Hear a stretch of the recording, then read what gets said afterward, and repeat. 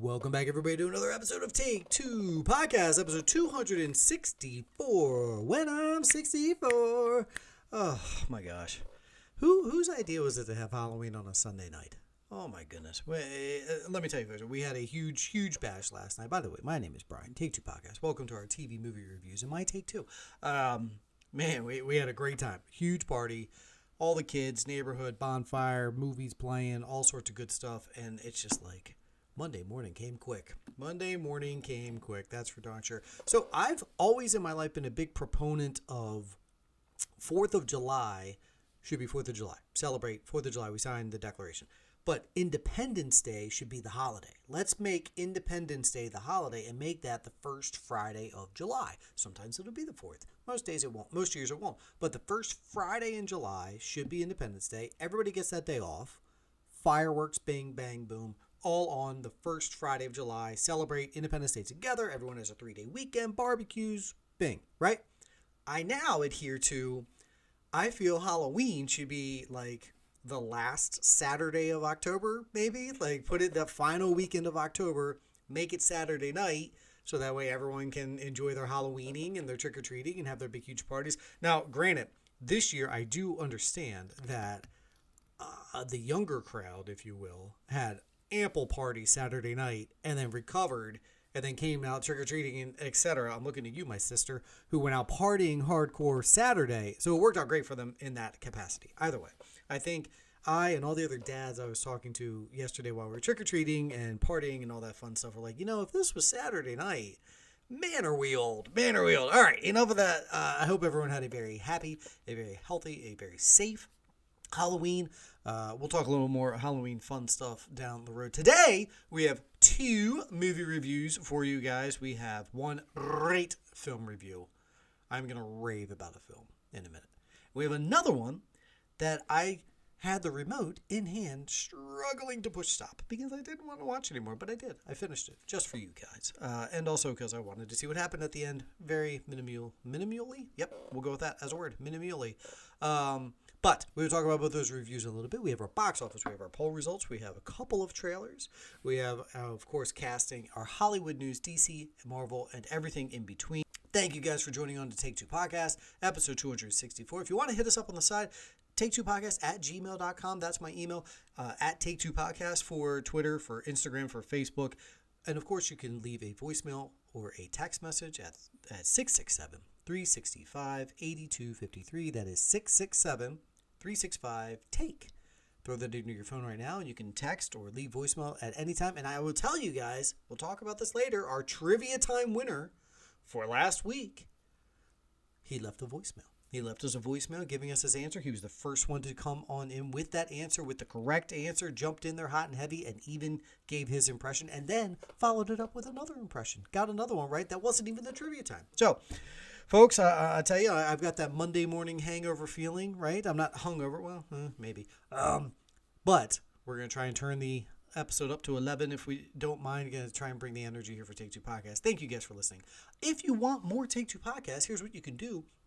If you've already subscribed, thank you. If you haven't, please do, because if you scroll back a wee bit, we had 2 specialty eps drop. Our monthly spin-off series, The Realm of Take Two, was back. It was the final weekend of October, and Roy from The Realm was back. He had a phenomenal show that dropped it this past weekend. Check that out immediately. For all of you new listeners, The Realm is Roy does the spin-off show, which deals with magic and wizards and witches and that kind of thing, supernatural stuff for TV and movie, and perfect timing to be Halloween, supernatural, all that kind of good stuff. Also, I was able to catch up with Brian Thomas, a James Bond aficionado, if I've ever met one. The man knows so much about Bond. He knows a lot about Batman as well, and Knight Rider.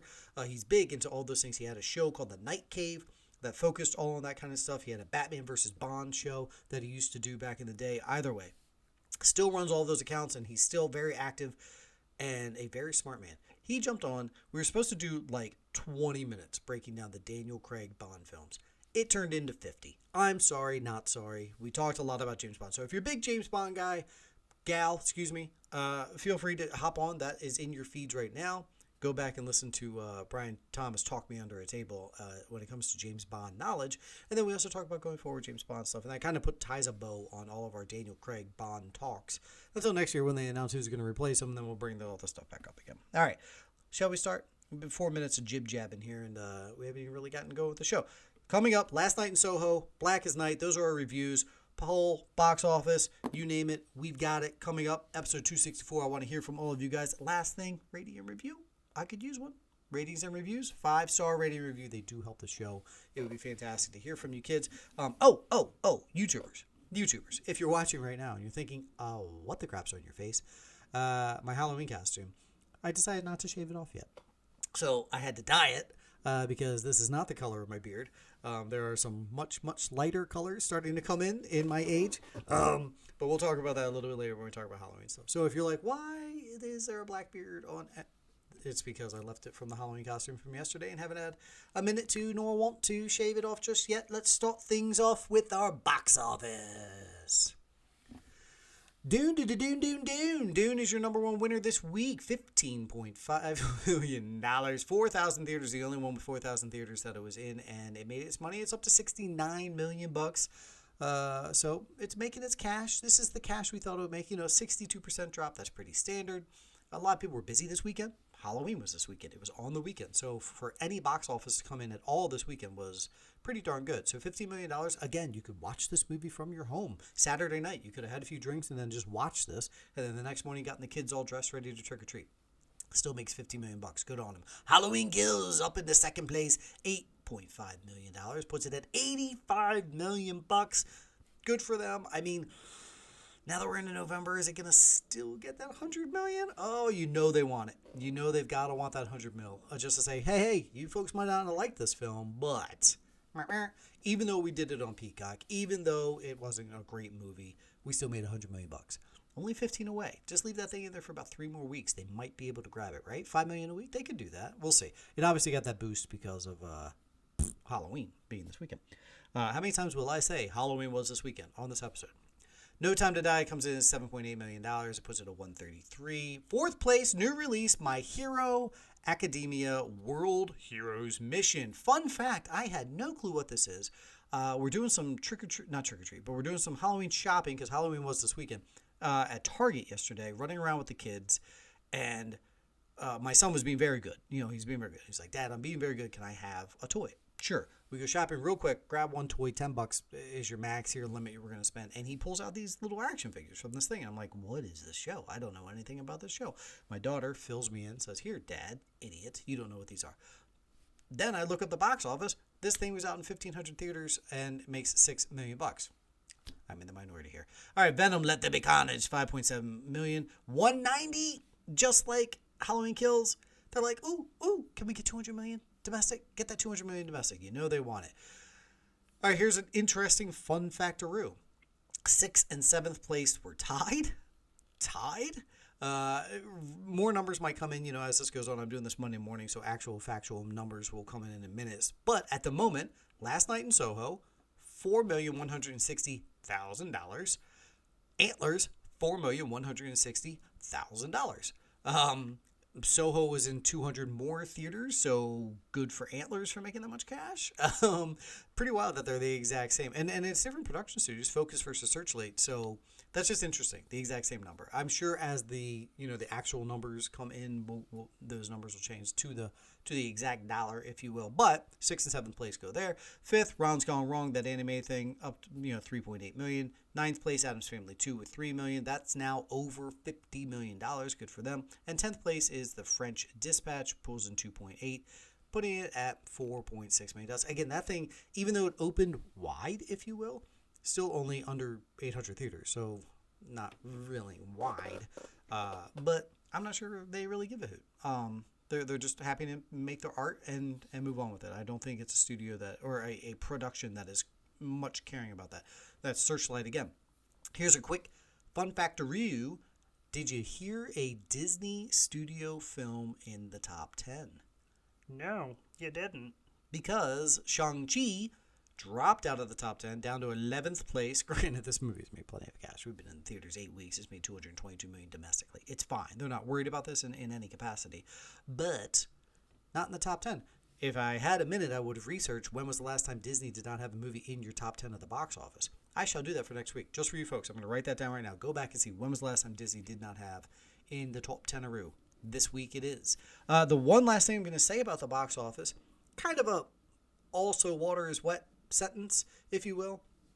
This was the biggest month for the box office in 2021.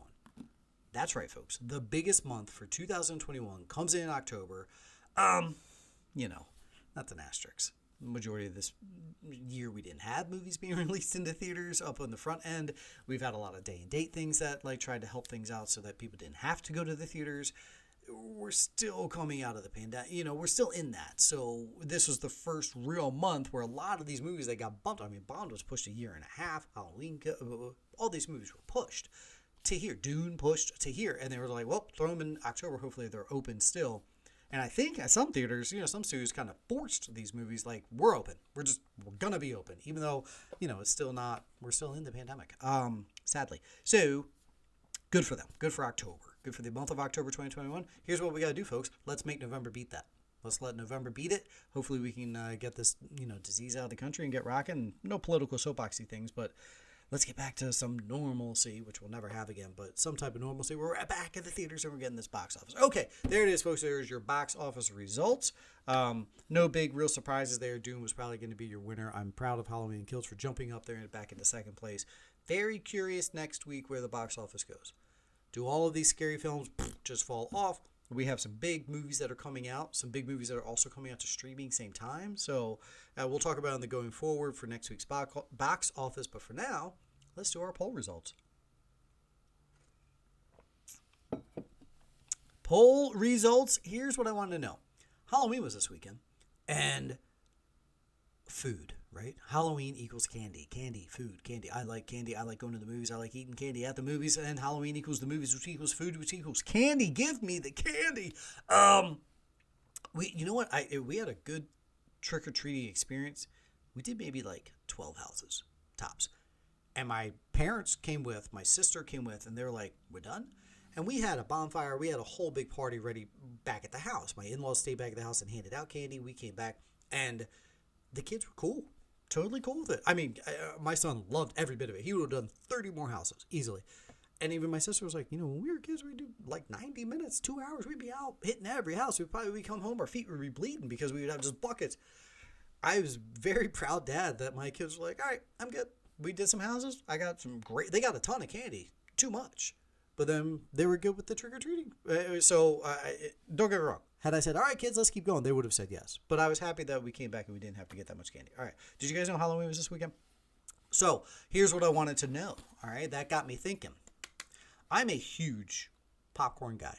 Kind of weird. I like a popcorn and a water. I'm not the biggest soda drinker just in general. So I just, a nice bottle of water and a popcorn, that's my go-to at the theater. So I wanted to know, you folks, your choice. What do you eat when you go to the theater? What is your job? We got a lot of great responses on here. I really wanted this to definitely be a comment below type scenario, and you guys did a great job of your commenting. There were some votes, Twitter. I put popcorn. I put the chocolates. Do you do a full meal, or do you do like Sour Patchy things, And so popcorn dominated, 70%.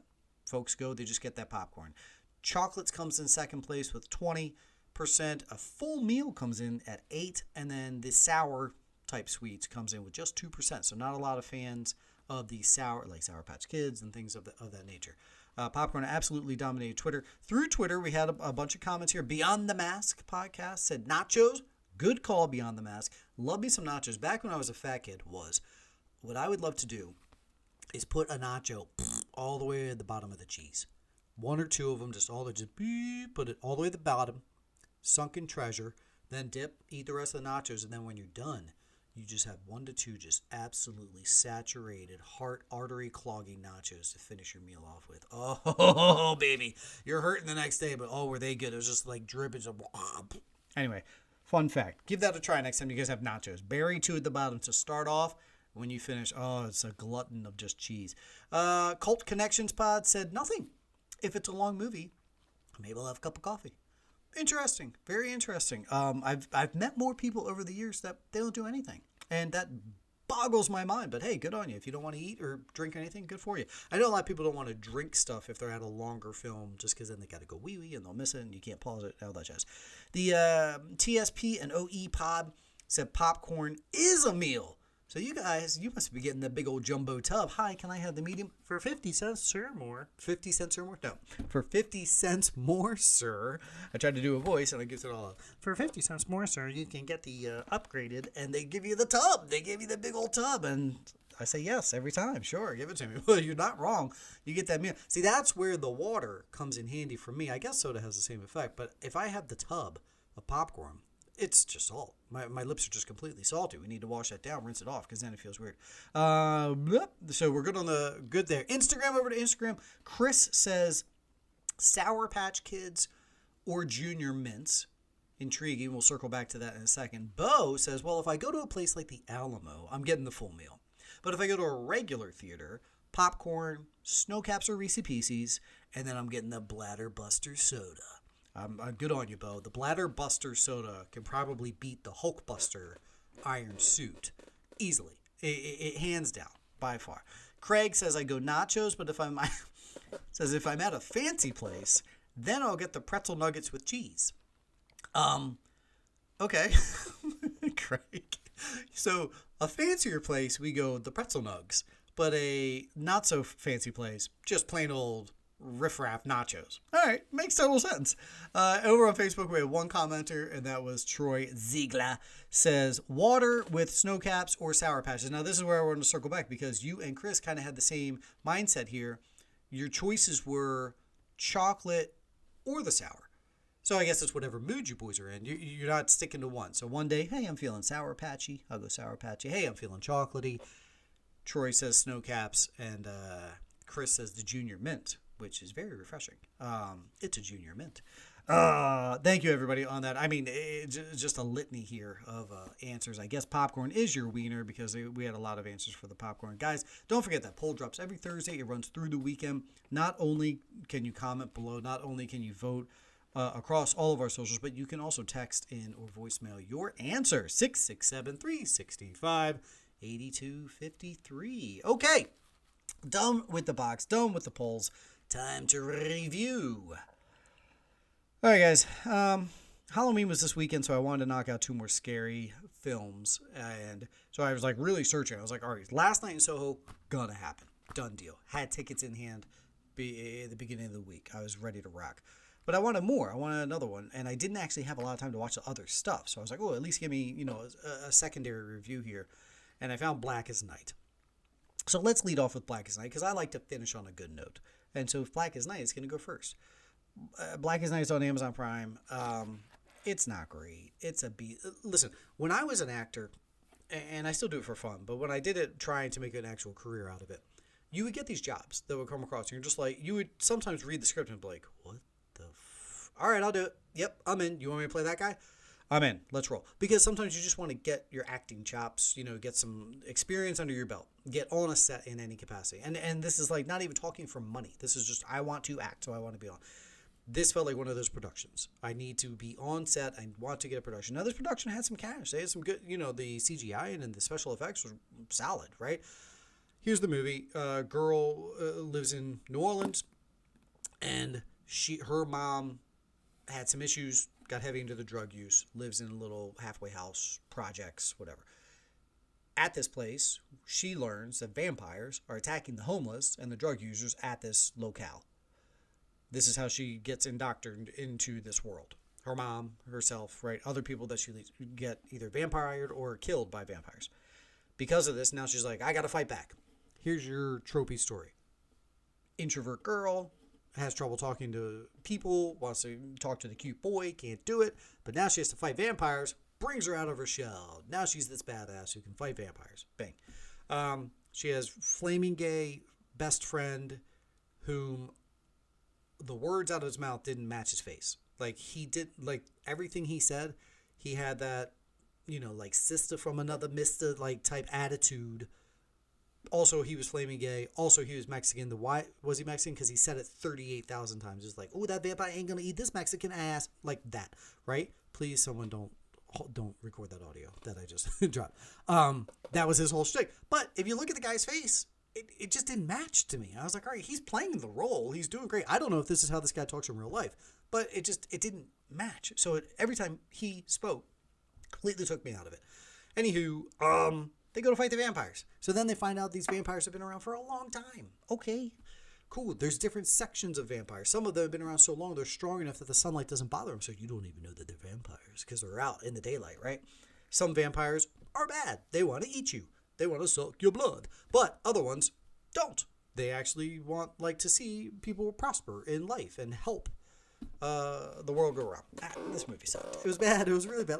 This was one of those movies, guys, that when you push play, you're 18 minutes in, okay, cool. You just know, right? You just know that this is not going to be a good adventure for you. The acting, the lead, she was fine. The guy that plays the brother was a pain in the ass on purpose. The dad also did a good job. And then the cute guy, big muscular guy, looks like he definitely isn't 17 years old because he's that good looking type deal. There are none of those dudes in my high school. Either way. Or maybe I was that dude. Huh? Maybe. Black is Night. It's on Amazon Prime. Don't waste your time. Next review. This one, we're going to be a little more in-depth. On my list of anticipated, because I adore Edgar Wright's filmmaking ability. I feel attention to detail should be written on this man's gravestone eventually in 70 years. Because he really does not miss attention to detail in his filmmaking style. And that goes to the cinematography, that goes to his set design, that goes to his music placement through in a story. We saw it great with Baby Driver. We've seen it in the past. I mean, he's given us some great, great classic movies. And this one ranks right up there. Edgar Wright is by far one of my favorite directors. If I see his name attached to it, I'm in. Okay, and this is a scary movie, a scary, thrilling movie, perfect for Halloween time, okay? Here's the kicker that I really enjoyed about this. Throughout spooky season, I checked off my slashers, I checked off the vampires, there's a werewolf movie, checked off all these boxes, and then I realized, man, I haven't seen a ghost movie yet. Thank you, Edgar Wright. This movie has ghosts. Woohoo! I won't spoil a lot here. I was trying to give enough plot line here without spoiling. Thomasin McKenzie is living in England. She gets accepted to London Fashion School, her lifelong dream. She goes there. She is a young, 21, just jumping into college. She's very introverted, very kind of just, demure, do I talk to people type thing, shy. She gets in over her head where all the other girls are party girls and rock and roll, and they're bullies, they're mean, they're very Regina George type-esque ladies, whatever. She then moves out of student housing to a random apartment. Old lady lives there, owns the building, and she moves into this apartment. Now, here's the kicker. Before she moves there, she lived with her grandma because her mom killed herself when she was 7 years old. She can still see and talk to her mom. She can see her in a mirror. So she's getting dressed, combing her hair. She looks in the mirror. Her mom's behind her. But it's cool. She's like, hey, Ma, how are you? Good to see you. Mom never talks back. But she can actually chat and see her mother.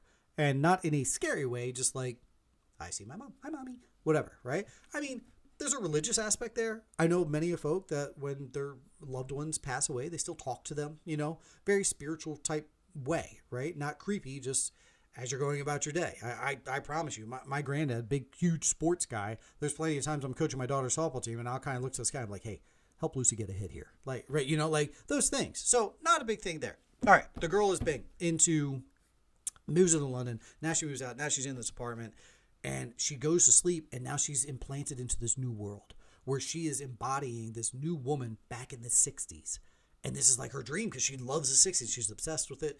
She's Anya Taylor-Joy. Introduce her character. Anya Taylor-Joy's character is trying to become a singer in the 60s. So she gets in with the local singing scene in London. Meets a guy. I'm a producer. I'll hook you up. I can get you on stage. Bing. Turns out he's a shady dude. How can you work your way up? Well, it's the 60s. Granted, this still happens today. But this gentleman here, he'll come back to your bedroom and he'll help you move up. This gentleman here, he'll come back to your bedroom. He'll help you move up. Does she ever move up? No. Does she help the men in the bedroom? A lot. Anywho, there's a psychosis that now starts messing with it. Now, Thomasin McKenzie's character, these ghosts start invading her real life. That's all I want to tell you guys about the plot because I don't want to give anything else away. Here's what I will tell you. Thomasin McKenzie, she's fantastic. My eye is going to be kept on her for quite some time because I think she does a great job driving the story. Not only does she go from the small, the timid, to then evolving. She meets boys in real life. How does she conflict the two, dream life versus this life?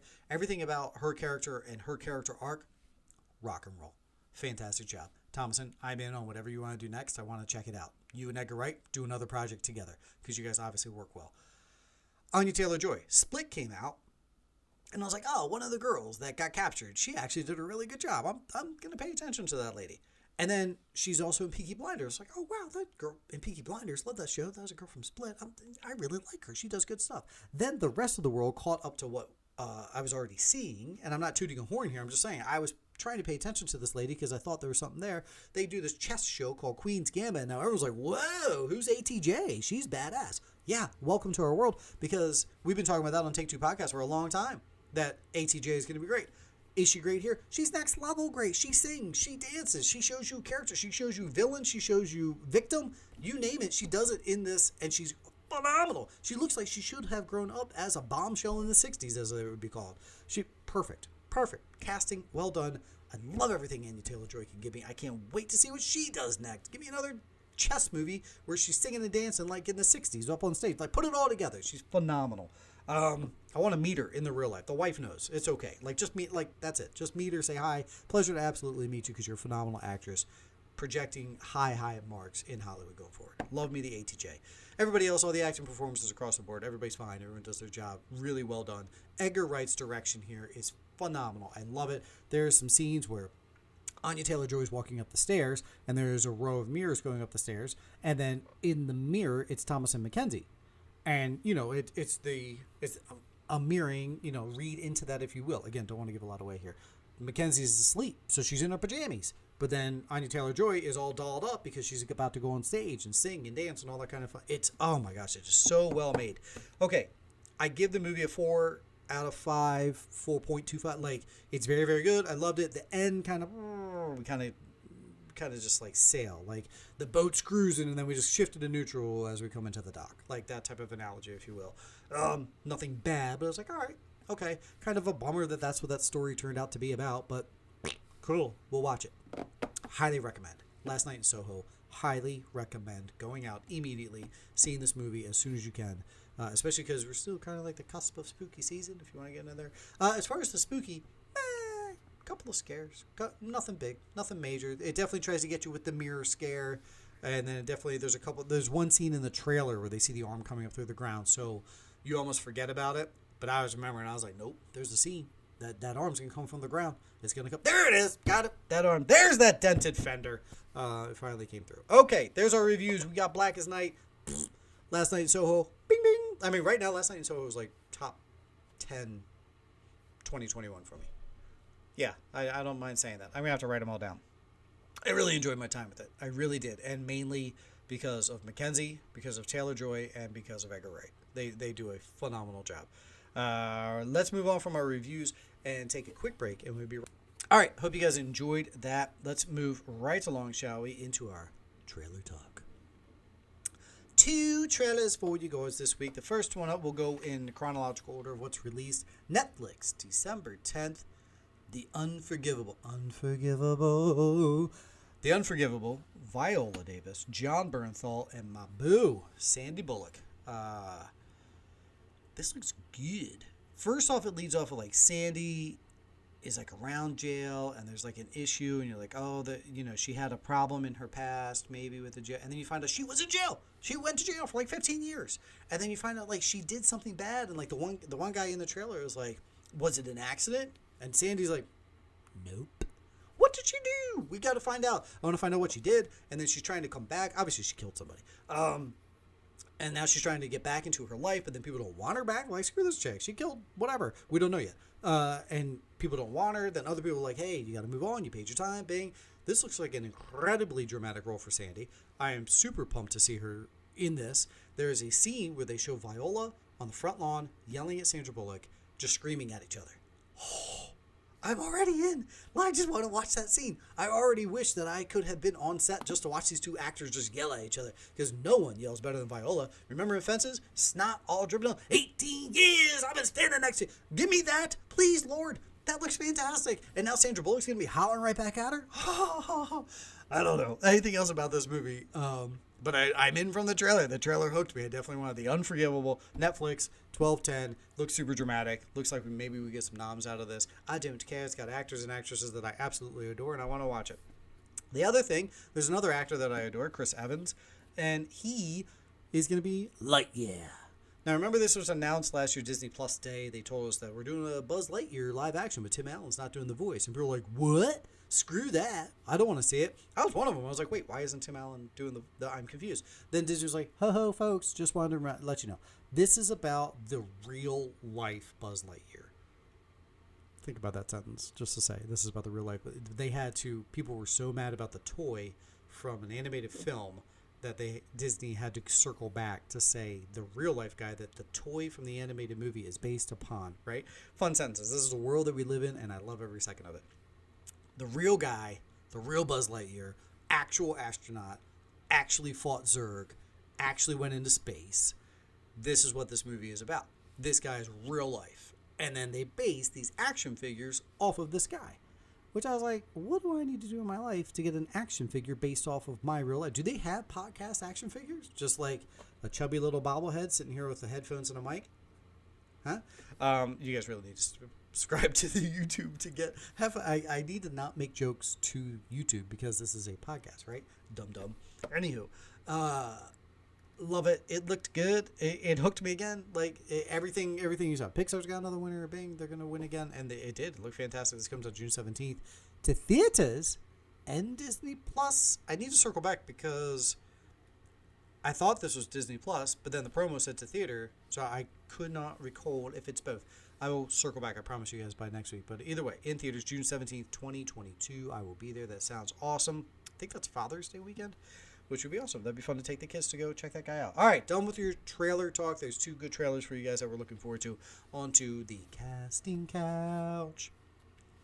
That was a new like, just switch up all the new, now that we're through onto a new Take Two podcast here, kind of like new and improved. Switch all the intros, all the voice intros to different types of music. Although you guys might be used to all the old ones. Hit me up. Let me know on the social. Should I change all of these segment intros? Get new ones or go with the olds? All right, casting couch. Hocus Pocus 2, Tony Hale, Sam Richardson, and Hannah Waddingham. I am the biggest Ted Lasso fan. You guys know that. So anytime any Ted Lasso news comes, you're going to get it from me. And if I miss something, let me know, because I want to know about it. Hannah Waddingham, they've all been added to Hocus Pocus 2. As we all know, the three main witches, they've already been cast. They're in. But now we add Sam Richardson, Tony Hale, and Hannah Waddingham. Geez, say her name right, Brian. Ballerina is a spin-off, John Wick spin-off, about this badass female assassin called Ballerina. Anna de Armas has been booked to play the lead in the Ballerina movie. Now, that's awesome. That's great. I want to see it. But after seeing No Time to Die, I don't want to see her in some badass spy action-y flick that's not her in the 00 world. I want to see her spinning off as 006 playing, in the James Bond world, then linking up with James Bond again down the road or something. Whatever. They saw that this lady can kick some major butt in No Time to Die. Immediately booked her for the John Wick. Rock and roll. Good on her. Grimsburg, for all of you adult animated show fan. Adult animated. No. I'm trying to not say it so it sounds like porn. Like on Fox, how they have like Simpsons, like adult animation, like those shows, right? Got me? With me? Grimsburg is about a detective and it is animated. These are shows for a mature audience over the age of like 11. John Hamm is going to be voicing the lead there. John Hamm. Londongrad is an HBO limited series. This is about that KBG agent who was poisoned like way back in, and there's a famous book on this where the guy was poisoned, but then he still was an agent. He survived it and then went rogue and all that kind of stuff. Anyway, HBO limited series, Londongrad. Benedict Cumberbatch will be playing the lead there, so very exciting. Love me the Benedict. And that Netflix Untitled comedy, we still don't have a title for this yet. Jonah Hill, Eddie Murphy, Julia Louis-Dreyfus.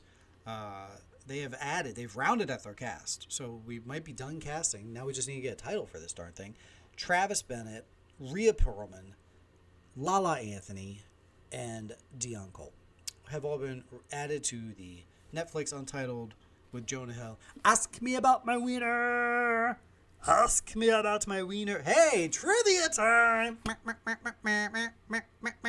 Trivia time. In what film did Jonah Hill say, ask me about my wiener? That's going to wrap up Casting Couch. That's going to wrap up the segment.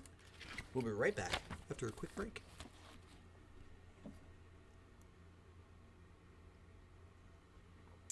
Did I mention Halloween was this weekend? I did, right. So, those wondering who don't follow me personally on socials, you're welcome to do so. My name is Brian Stever. You're welcome to follow me on all the socials. If you're following me on YouTube, you can see my my Twitter handles, like rightish there. I don't know. Anywho, when is Ted Lasso? Talked the wife into doing a Ted Lasso.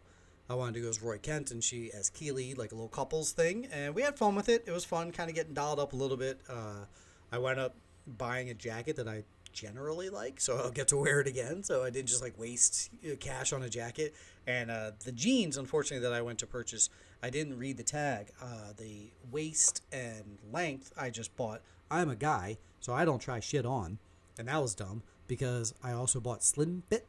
And those of you who know me in real life know that anything from the waist down is not slim fit on me. That wasn't a sex joke. I have a large caboose, so that's what that joke was.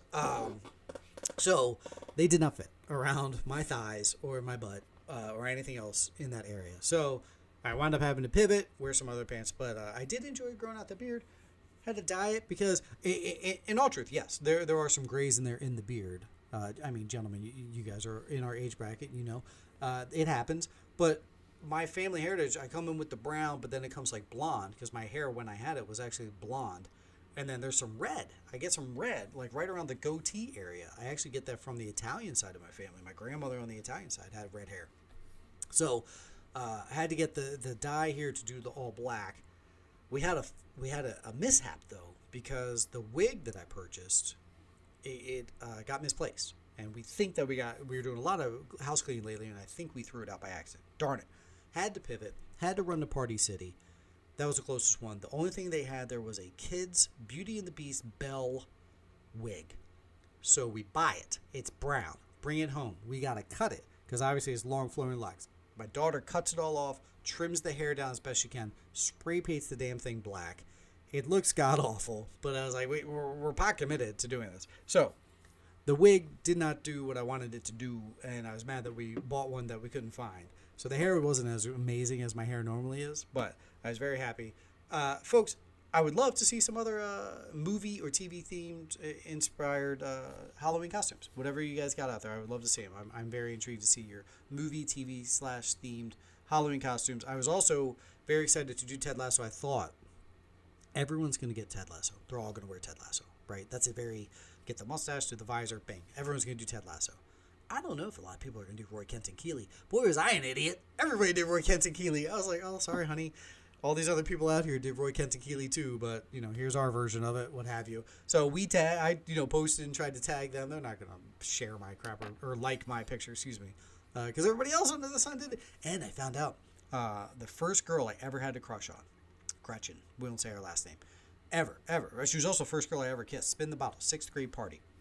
First girl I ever kissed in my life. I had a massive crush on her from 6th, through 10th grade. I was always too scared to talk to her. I saw that her and her husband went as Roy Kent and Keeley too. And I showed the wife, I was like, look, my first ever crush of all time. She went as the exact same thing. So I don't know what that means, but it means something. All right, let's stop with the rambling, shall we? Can we get on to the Hollywood news? All right, Hollywood news time. Oh, I do have our trivia time winner. We will talk about that at the end of Hollywood news here. We will chit-chat about who the trivia time winner was at the end of Hollywood news. Dune Part 2. This got me because last week, as I gave my Dune review, all I talked about was, we need a Part 2. We need that Part 2. Hopefully it's booked. The movie is so good, it needs to get booked. We need to get the completion of the story. The minute I stopped recording, posted the show onto the internet so that you guys can hear it, they announced Dune Part 2. October 20th, 2023. It's a happening. We're going to get it. Rock on. That's awesome. Looking forward to it. I enjoyed Dune Part 1, but I think I'll enjoy it better once we get the completion of the story in Part 2. Maybe maybe we could get Dunes 3, 4, and 5. Who knows? Speaking of The Lasso, they begin season 3 filming. They begin filming season 3 coming up this January. And in my opinion, that's too long. You need to wrap filming in January, folks. Get that show out sooner. January, season 3 of Ted Lasso starts filming. Zack Snyder's sequel. Zack Snyder has announced the title of his Army of the Dead sequel that would be called Planet of the Dead. So the zombies take over the planet. Okay. Walker, the show on CW, the Walker Texas Ranger show or whatever, the lead, Lindsay Morgan, is the lead. They're in the middle of season 2 right now, and she's out. Personal reasons. She had to bounce. So she won't be a part of the show anymore going forward. From what I haven't watched a minute of the show, but from what I've heard, she does a great job on said show. So hopefully everything's okay, and she can get back to acting soon. Bravo Channel. I know we have a lot of Bravo Channel subscribers here. They have just announced Real Housewives of Dubai. Why is this cool? I mean, Dubai is cool, but it is the first international housewives that we will get. I don't know how many housewives are there. L.A., New York, Houston, D.C. Is there a D.C.? There should be a D.C. That'd be awesome. I don't know. Either way, there's going to be a Dubai. It's coming up. Let's do our Trivia Time winner. Congratulations last week to Craig. He left a voicemail. I am a golden god. And he correctly said that Billy Crudup said that in the movie Almost Famous, just before he jumped off of a house. That is accurate. He left a voicemail with his impression of Billy Crudup's I Am a Golden God. And congratulations to you, Craig, for leaving that. You're the first one to answer accurately. He then also picked up that when I was talking about my car being injured, I said, look at how they massacred my boy. He also picked up that that's from The Godfather. Very good, Craigie. That wasn't even a trivia time, but bonus points for you, sir. Everybody else, of course, trivia time was a little bit earlier with the Jonah Hill. Text, voicemail, DM, you choose. Let us know. First one to jump in there with that trivia time is the winner. You get a shout out and maybe more prizes. Last thing I want to ask in the Hollywood news. I've been a big proponent that Tom Holland is the next king of Hollywood, right? He's projecting his star status is that high. I don't love some of the projects he's done outside of Spider-Man. This next Uncharted thing looks fun. Could it be in that realm? Could he get, on that path, continue that path? Timothée Chalamet, his star power is just as high, except he's not as active like on your social medias. So I think that's why maybe he's not in the pantheon of everyday household life, except his fans are hardcore fans, Chalamaniacs. After watching him kick some ass in Dune, my thought was, could he pass Tom Holland? Could he pass Tom Holland as the next king of Hollywood? Neither actor is there yet. We've still got 10 years to go, probably. What say you folks? Do you see Tom Holland or Timothée Chalamet as your next king of Hollywood? I'm curious. Curious what everyone's thinking. Does it matter? No, not at all. Just fun fodder to talk about. All right, that's it for the Hollywood news. On to our DC discussion. Michael B. Jordan, he took over the project for possible Superman project on a different Earth, and it is official that it is now being called Val-Zod. So we are getting the Val-Zod character. That's awesome, because that is a story that I think is a lot of fun, can be told the right way, and we don't have to go down that political route of we should change these characters into being different characters. Just, there's great characters here. Let's make movies about them. This is phenomenal. We don't have to make Batman gay and Superman, Asian, and all these things that people want to do. You already have established characters in your books. Let's make a movie about them. That's exactly what Michael B. Jordan is doing. He got writers. Darnell Mateer and Josh Peters are going to be writing this thing. I am very much looking forward to it. This should be a lot of fun. Can't wait to see this project come to fruition. More Superman stuff. Jenna Dewan played Lucy Lane. Fun fact, that's who my daughter is named after. In Supergirl show. She will be reprising her role in the Superman and Lois TV show coming up next season. That's awesome. I mean, that it adds continuity to the CW shows. It makes total sense that since Hoagland, he was in those CW shows, he and Lois Lane, Elizabeth Tulloch, did that. So that continuity is there, but now she's going to be in there. Curious which version of Lucy Lane are we getting? Is the military girl, the badass? The Supergirl one, she was very military-esque, so maybe she jumps in. We know the dad's retiring, blah, blah, blah. Either way, Jenna Dewan, she'll be in season 2 of Superman and Lois. Superman and Lois, totally different book. totally different book. Which that's the new Superman. That's the John Kent who has come out as bi. That's Superman and Lois. Excuse me, but Superman and Lois is his dad, Clark Kent. Wow, that joke just wrote itself. Congrats. Andy Muschietti is out there now that the Flash is wrapped. He is just Mr. Spoiler Surpriser. He's just, not spoilers, but he's like teasing. And I think we're going to get another 18 months of just a bunch of teases from this dude who said, folks, there are some surprises in this movie that you are going to love. All right, Andy, you say so. Last thing, fun thought process. We mentioned this a couple of weeks back. Kristen Stewart was asked about playing the Joker, and she hasn't poo-pooed it. She hasn't, turned it down in any capacity. What's her name from Walking Dead played Martha Kent in BVS, and we saw her die. Great actress. Can't think of her darn name. Forgive me. Somebody hit me up. I feel bad. Lauren Cohen. Thank you. Got it.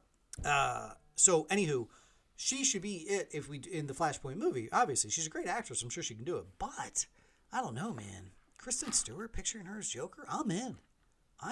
If she were to play the Joker like in the Flashpoint in that realm, I think people just wanted to play the Joker in a Joker movie, like make a Joker having her play the Joker. But either way, she's not said no. So fuel that fire, why don't you, Kristen? Fuel that fire. All right, Marvel Minute Time. Should I say the best for last? Nah, we'll lead off, man. Ant-Man has cast Bill Murray. What? Bill Murray's going to be in the Ant-Man Quantum of Solace Mania. The next Ant-Man movie, Bill Murray has been cast in it. That's awesome. I can't wait. Fantastic. Let's rock and roll. I'm all about it. There are some scenes from the new Spider-Man movie coming out in December, and it showed Dr. Octopus fighting Spider-Man, grabbing him, squeezing his head with one of the tentacle things that he has. But the Spider-Man that he has grabbed is Tom Holland's Spider-Man. So he's legit. When we saw the trailer, it was like, ooh, when he says, hello, Peter, which Spider-Man is he talking to? Is this just in the Tobey Maguire verse no, it shows him literally with Tom Holland squeezing the life out of him. Is then Maguire going to show up and save the day? Or, so they just fueled speculation. I'll be honest, guys, there was more to the story, and I'm not trying to look at it. I don't want to see any more. I want to see the film in December. So any more spoiler things that jump out here, maybe I'll throw them your way. But I just don't want to know. At this point, I just want to watch the movie. I don't want to... Yes, is Garfield in this movie? Is Maguire in this movie? Yeah. I would almost bet the mortgage 100% these guys are going to be in the movie. But I don't want to see it. I don't want to see it. I don't want to know for a fact until my butt is in the theater with my tub of popcorn watching this happen. Lastly, Captain America's shield is up for auction today as you're listening, and tomorrow, the 2nd and the 3rd, the auction begins. Apparently, this auction, they allowed bids to come in pre-auction, which seems shady to me, but it's already... Now, this is the shield. Apparently, they used about 30 shields between Infinity War and Endgame when they were filming it. But this is the shield that they would use Chris Evans holding for all the close-up shots. So anytime he had that shield and he was holding close-up, this is the main shield, according to the people putting it up for auction. Currently, as of this recording, it sits at $45,000 for this piece of metal. They expect it to be at $50,000 before the auction began. Now, as you're listening, guys, this auction has begun. So, $50,000 for the Captain America shield. Let me tell you this. If I'm spending that much, Chris Evans and his damn self better deliver the darn thing in uniform, please. He can pick which Captain America uniform he wants to wear. Please be the one knocking on my door, hitting my Ring doorbell with shield out. Here you go, sir. Here's your shield to deliver to my... For $50,000? Are you kidding me? That would rank up there. If I were to pick an artifact from a film that I would spend $50,000 on, let's say I had the $50,000 to spend. Indiana Jones's whip and hat, maybe. Chris Reeves' original Superman suit, maybe. Darth Vader, the lightsaber that David Prowse held as Vader's lightsaber, maybe. Maybe the Darth Vader helmet. But you'll die. Too late for that now. I'm trying to think what the actual DeLorean can be worth $50,000. So the actual DeLorean maybe we could get for that. A hoverboard. Nah, I'm not spending $50,000 on a hoverboard. I don't know. I'm trying to think of what would I spend $50,000 on film movie-wise. Rosebud, the actual sled that you don't see until the end of the darn movie. The whole movie's about a sled that nobody even... I wonder how many of you kids out there know what movie I was even referencing right then with Rosebud being a sled. Curious. You should know, as film buffs that you are. Let me know on the side if there's anything out there, any artifact out there that you guys like. If I had the $50,000 to spend, this is the movie item that I would definitely buy and display and put inside my house. I would love to have X, Y, or Z. Indie stuff, Vader. I don't know. I'm trying to think down that pantheon. What would I buy? Keaton's bat suit, the whole bat suit from Keaton, maybe the whole, or maybe just the cape and cowl type deal. I don't know. All right, that's it for the Marvel Minute. Time to go forward. Going forward for Take Two Podcast, we just have our standard stuff. Hit us up. We have the poll that drops on Thursdays, and then look throughout the week for all of our fun social stuff. I'd like to put down later in the week the timestamp, so in case you guys have to jump around. Hopefully you don't on this episode. There's not too many spoilery things on there, and we would just love to have you guys on Facebook, Instagram, Twitter. Please follow all the pages. If you're on Facebook, we have 2 pages there. There is the regular Take Two Podcast Facebook page, and that's where I throw trailers and news and fun things there. But then the Take Two Universe, that's a group page. You have to actually ask to be accepted. I'll accept you, I promise. And jump in there because that has a lot of conversations. Random polls throughout the week, random questions throughout the week. Hey, would you do this X, Y, and Z? What do you guys think about these fun things? Kind of cheesy things throughout there. So jump onto both of those Facebook pages. And of course, 667-365-8253. Text, voicemail at any time, day or night. Coming into the theaters, here's some things I'm looking at going to see. Eternals is your big one. Right now, folks, Eternals is your lowest rated Marvel film on the Rotten Tomatoes. All right, I don't care about that. That doesn't bother me in any capacity. Here's how I do reviews for critics.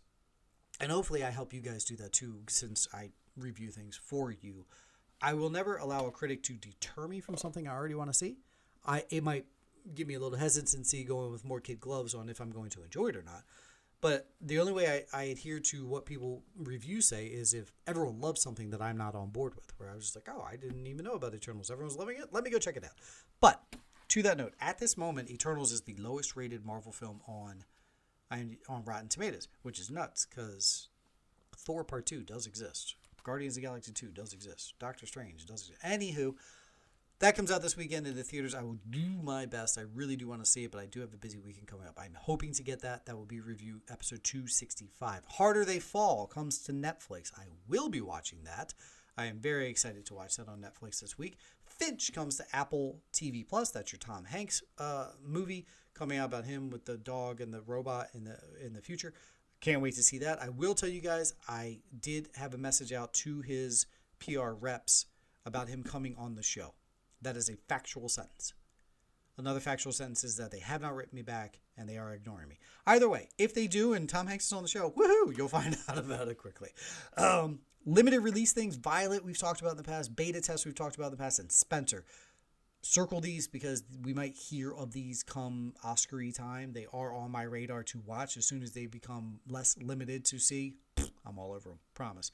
And for you folks who now say, hey, October's out, November's in, you know what that means. Jingle bell, jingle bell, jingle bell rock. It is Christmas time. Not in this house. No. But for those of you who do, talked to a lady last night at her damn Halloween party. She was like, okay, so can I put up my tree tomorrow? No, woman. I said, Jeannie, we're done being friends. That's it. We're out. But Love Hard is coming to Netflix this weekend, and it looks Christmassy. So for those of you who are like, it's November, it's Christmas, go yourselves. But there you go. You can enjoy Love Hard and start your Christmas watching today. Or no, as you're listening to this soon. No thanks. To me, Christmas season, here's a fun fact, right? And disagree if you will. I know some of you will. Halloween to me is October 1 to 31. Hardcore spooky season. All of October devoted to it. Then get a little breather. Well, we kind of celebrate Thanksgiving. I'm not the biggest Thanksgiving guy. I enjoy it. I love food. You guys have seen my waistline. I enjoyed the food. But then Thanksgiving. Then the minute Santa Claus crosses the Macy's Day Parade, finish that parade. It's the reason Santa finishes that parade. It kicks off your Christmas season. That is literally why Santa Claus closes out that parade, the most famous parade of all time. So that's the beginning of Christmas season to me. So we won't be doing any Christmassy things until that moment. When that moment comes, here we go. Dominic the donkey up your arse. Here we go. I don't know. That sentence made no sense. Episode 206. When I'm 64. 264 in the books. Thanks, guys. Thanks for sticking with me. Hopefully I could turn on the energy a little bit for this one because, woo! Did I mention that Halloween was this weekend? Have a great night, everybody.